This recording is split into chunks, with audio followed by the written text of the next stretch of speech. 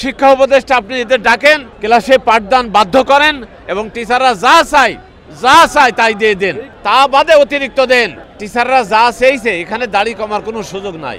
টিচাররা তো হিসাবে কমই চেয়েছে 20% বাড়ি ভাড়া। কেন? সকলে যা পায় তারাও তাই পাবে। আমি টিচারকে 20% দেবো, আবার কালকে ওরা আবার আসবে না আমার 30 আর 10% বাড়ায় দাও, এইসব চলবে না।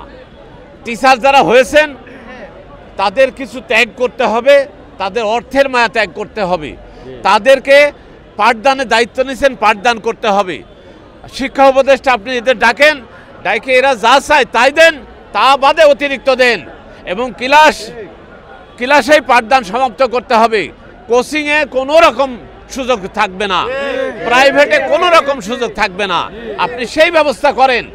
আমরা আপনাদের গভর্নমেন্ট, আমরা সাধারণ মানুষ, আমরা বিভিন্ন মাধ্যম দিয়ে আপনাদের ট্যাক্স দিই, তা আপনারা ট্যাক্সের কিছু পার্সেন্টেজ তাদের দেন, তাদের দিয়ে তাদের দাবিদা পূরণ করে দেন এবং তাদের কাছে বন্ড সরকারে নিয়ে যান। প্রাইভেট পড়ানো যাবে না, কোচিং পড়ানো যাবে না।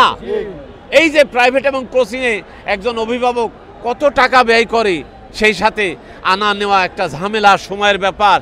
একজন অনেকটি ছাত্র আছে দুপুরে খাওয়ার সময় পায় না, তাকে সাইকেল কিনে দাও, স্কুলে যাক, প্রাইভেটে যাক, কোচিংয়ে যাক, তার আর খাওয়ার সময় নেই। দয়া করি টিচারদের ক্লাসে পাঠদান বাধ্য করেন এবং টিচাররা যা চায় তাই দিয়ে দেন।